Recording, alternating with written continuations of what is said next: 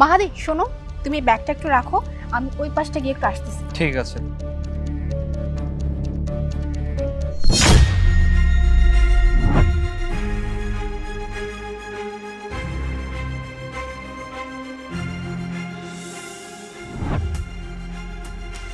চলো, আমি গিয়েছিলাম বাদাম কেনার জন্য, বুঝছো, বাট ওখানে বাদাম পেলাম না।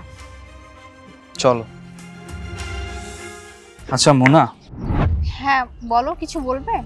হ্যাঁ, খুব ইম্পর্টেন্ট একটা কথা বলবো ভাবতেছি, এখন বলতে হবে। হ্যাঁ বলো। আসলে দেখো, আমাদের বিয়ে হয়েছে অনেক দিন হয়ে গেছে। এই married life, normal married life maintain করতে করতে আমি জাস্ট বোর হয়ে গেছি। আমি আর নিতে পারতেছি না, ভালো লাগতেছে না। সব কিছু আমার কাছে টেস্টলেস মনে হচ্ছে। সেই একই সেম রুটিন প্রত্যেক দিন জাস্ট রিপিট করা। বাসায় আসো, তোমার হাতের রান্না করা খাবার খাও, ঘুমায় যাও, অফিসে যাও, আবার পরের দিনের জন্য। আমার এইসব ভালো লাগতেছে না। I need some test in my life. আমি আগে যেরকম সিগারেট খাইতাম, বন্ধুদের সাথে চিল করতাম, বাইরে হ্যাং আউট করতাম, টোরে যেতাম, রিলেশন করতাম, ওরকম সব কিছু চাইতেছি আবার। আমি আমার লাইফটাকে নতুন করে আবার সাজাতে চাচ্ছি। আমি সিগারেটও খেতে চাচ্ছি আর রিলেশনও করতে চাচ্ছি। আশা করি তোমার কোনো প্রবলেম হবে না। হোয়াট? কি বললা তুমি? তুমি আবার রিলেশনে যাবে? মানে মাহাদি, তুমি কি ভুলে গেছো যে তুমি ম্যারিড, তোমার ওয়াইফ আছে, আর তুমি তোমার ওয়াইফের সামনে বলছো তুমি আবার রিলেশনে যাবে? হ্যাঁ, তুমি এতক্ষণ কি বললা? তুমি আগে নেশা করতা, তারপর সিগারেট খেতে, তার ফ্রেন্ডদের সাথে অনেক হ্যাং আউট করতে, অনেক পার্টি করতে।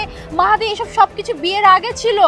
এখন তুমি ম্যারিড, এখন তোমার লাইফটা চেঞ্জ হয়ে গেছে, এখন তোমার লাইফে তোমার ওয়াইফ আছে।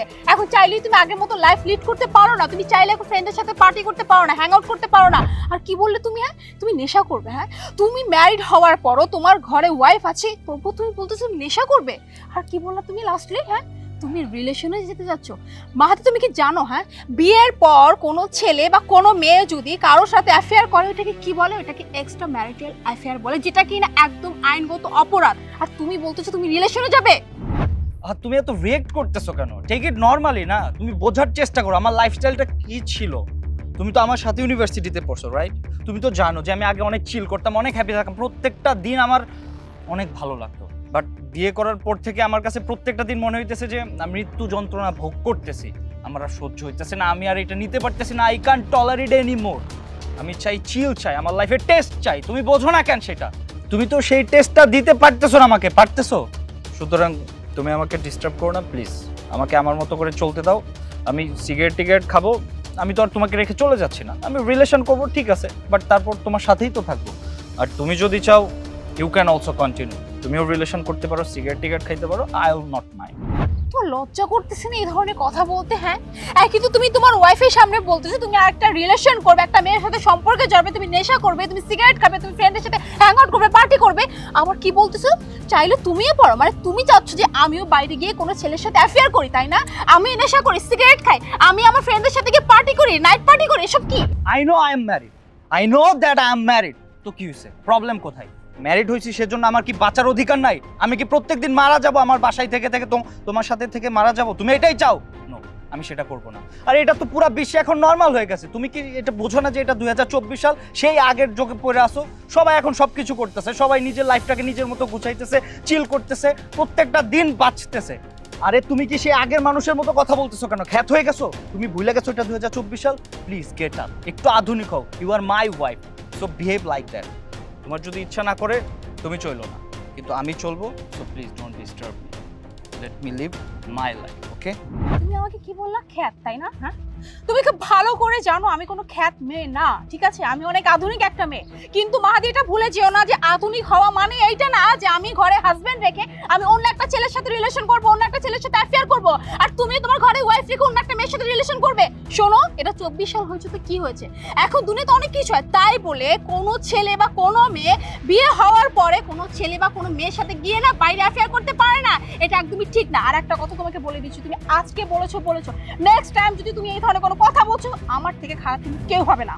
বাহ, তোমার কথা শুনে তো মনে হচ্ছে যে পৃথিবীতে যদি একটা মানুষ ভালো থেকে থাকে কেউ, সেটা হচ্ছে তুমি, আমার বউ। তোমার থেকে ভালো মানুষ এই পৃথিবীতে আর থাকা সম্ভবই না। আরে তুমি যদি এতই ভালো হবা, তাহলে তোমার এই ব্যাগের মধ্যে সিগারেটের প্যাকেটটা কোত্থেকে আসলো? এটা কোত্থেকে আসলো?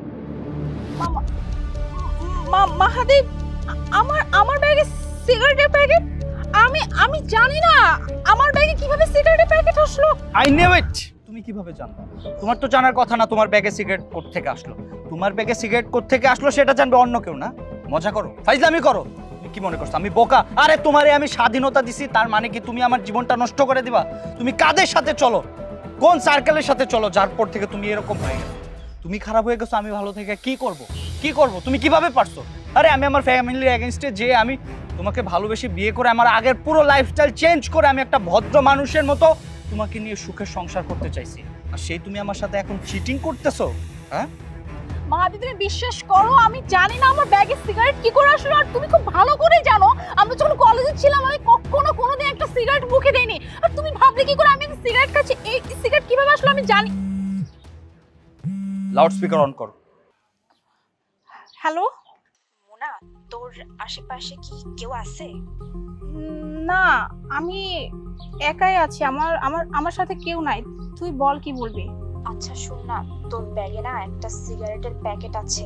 আসলে তুই তো জানিস আমি স্মোক করি, কিন্তু তোর ভাইয়া তো জানে না।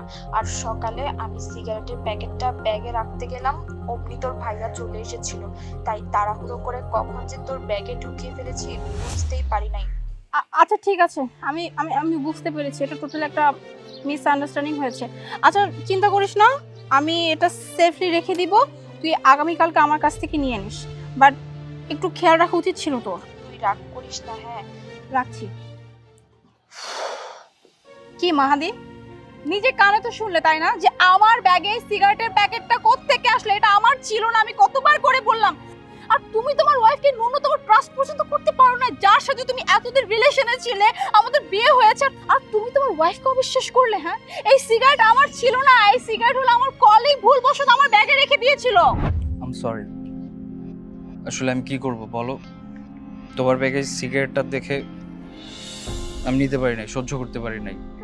তুমি তো জানো আমি তোমাকে অনেক ভালোবাসি।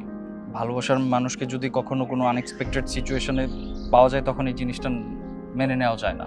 তুমিও যদি আমাকে এরকম কোনো সিচুয়েশনে দেখতা হয়তো তোমারও খারাপ লাগতো, তুমিও মেনে নিতে পারতে না। যাই হোক, তুমি এরকম কলিগের সাথে চলা শুরু করছো, এমন সার্কেলের সাথে তুমি মিশতেছো যারা সিগারেট খাচ্ছে, একটা মেয়ে হয়েও। আমি চাই না তুমি এরকম কোনো মেয়ের সাথে, এরকম কোনো কলিগের সাথে চলো। আমি তোমাকে জব করতে দিয়েছি, তুমি চাইছো, কারণ আমি তোমার স্বাধীনতা নষ্ট করতে চাই নাই। কিন্তু দ্যাট ডাজেন্ট মিন যে আমি তোমাকে আমার জীবন নষ্ট করতে দিব, কারণ তোমার সাথে আমার জীবনটা জড়ায় আছে। তুমি যদি কোনো ভুল পথে যাও, যদি ভুল কিছু করো, নষ্ট হয়ে যাও, তাহলে সাথে সাথে আমার জীবনটাও নষ্ট হয়ে যাবে।